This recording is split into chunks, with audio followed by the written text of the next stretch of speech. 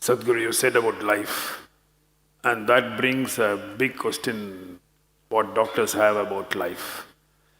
Now they say we have 1 trillion cells in our body, and each of these cells is living by itself. And when you say a patient is no more, it's just that the brain dies after 2 or 3 minutes, but still a large part of his body is still alive. So, and these cells, even when after the patient is dead, you take these cells and put in a culture. Those of you who are all shaving every day, even after you're dead, we still have to shave you, you know this. Yeah, the hair grows. That is why I'm ready, you know.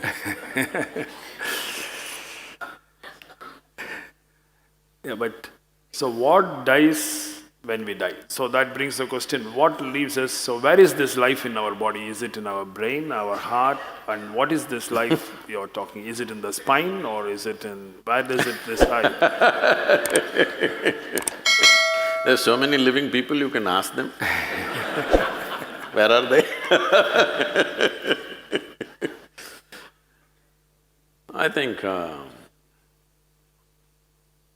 the religious beliefs have totally screwed up human mind so badly. Wait. That people cannot even know what's happening within themselves. They know the geography of heaven. Hello? So, people know what is the geography of heaven, where is God sitting, you know, how many children he has, when is his birthday, everything they know. How come they don't know where is their life? Isn't it ridiculous? Hello? Because we were told, Swami, about the birthday of gods, but nobody is telling us where is our life and what is our life. You are life, aren't you? Yes, of course. I hear 4 people, but I'm asking all of you, your life? Yes. You must show some sign, huh? So, if you are life, I'm asking, are you really life? Yes. So, how come we know so many things and we don't know what is the nature of our life? Now, you asked why if somebody is dead, still some of the cells are active. As I said, dead bodies are given a shave up to 10, 11 days. Why this is so? What we're calling as life physically is a mechanism on many different levels. There is hardware and there is software. You are core of hardware, bones. The software is equally important. Otherwise, how would a cell know that it's a human cell? That it is not a pig cell or a tree cell or something else? How does it know? Because there is an entire software, there is memory, evolutionary memory, genetic memory, karmic memory, there are varieties of memories imposed on every cell in the system so that it never gets confused. If you eat dog food for 3 days, you will not become a dog, isn't it? Because the memory is entrenched in this. So there is a whole software. The software package is actually bigger than the hardware, much bigger.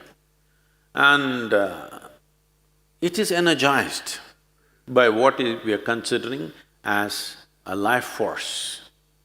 In yoga, we call this prana. It manifests itself in 5 basic dimensions. There are other forms to it, which gets too complicated. 5 basic forms. These are called pranavayu, samanavayu, apanavayu, udanavayu and vyana. These have different functions. Prana is related to breath, respiratory action and thought process. If the pranavayu depletes, your respiratory action will go away. So immediately doctor checks and says, he's dead. They'll try to pump their chest. If he doesn't come back, he's dead. Respiration and your pulmonary action are very directly connected. Once respiration stops, that process will naturally come to an end. So pranavayu is gone. It's not like one after another they will go. They will go at the same time, but one goes means this is gone. If samanavayu goes, this is in charge of generating heat in the system. So once samanavayu starts receding, the body starts getting cold and it also starts becoming stiff.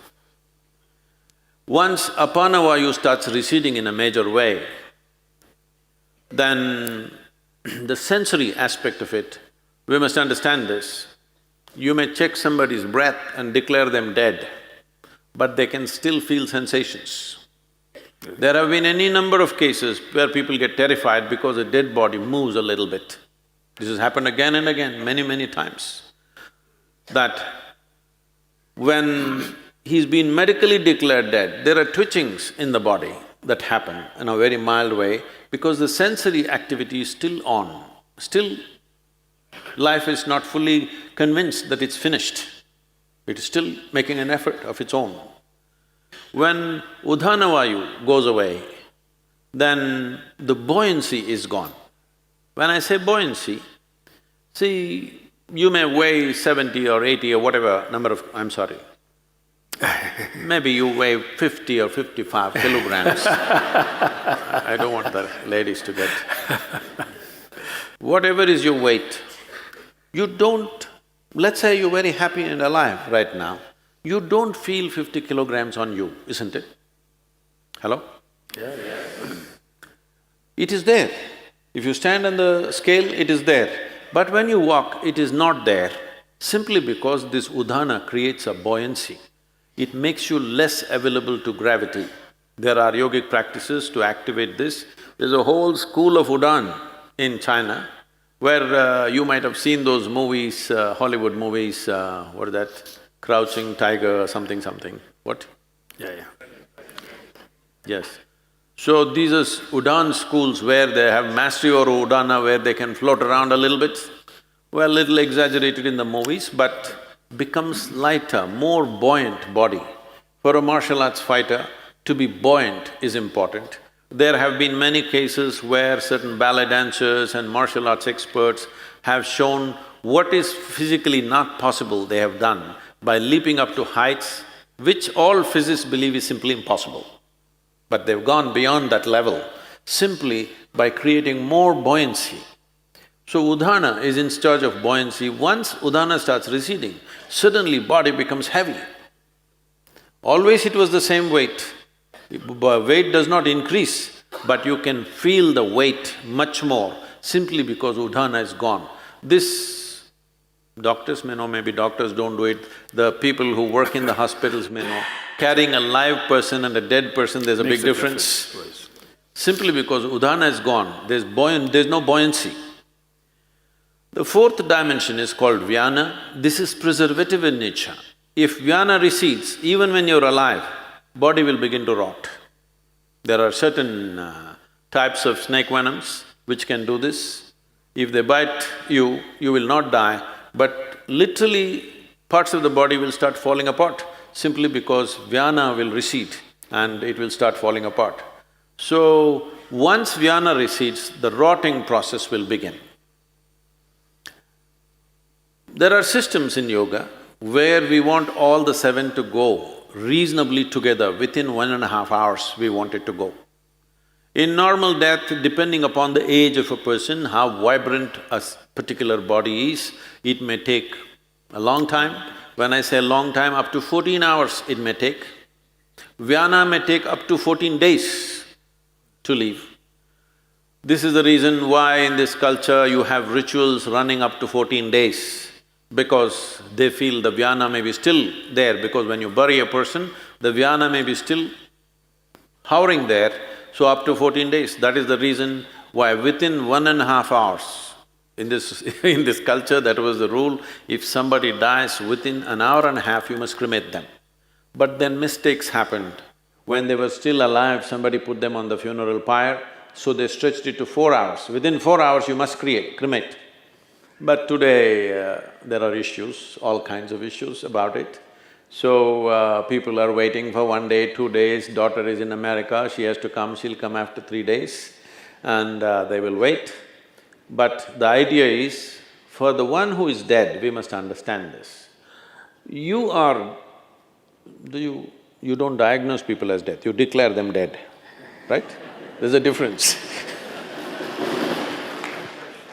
So when you declare them dead, for you they are dead. As far as that person is concerned, in a way, all that's happened is, he's disembodied. He's lost his body. All his life he lived thinking he's a body, never realizing the physical mass that we carry is an accumulation from this planet.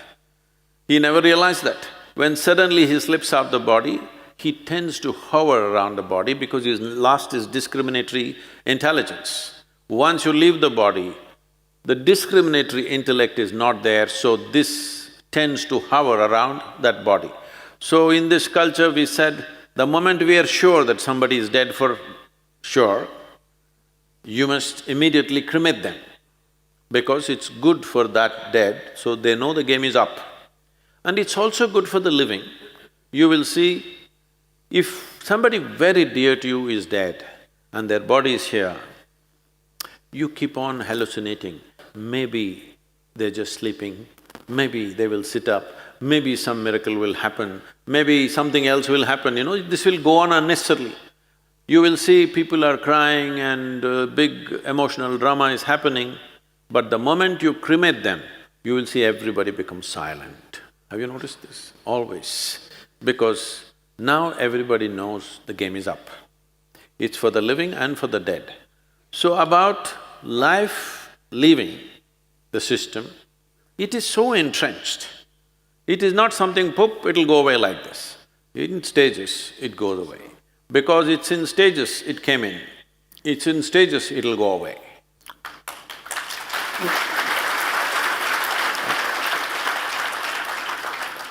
But Swami, like… Huh?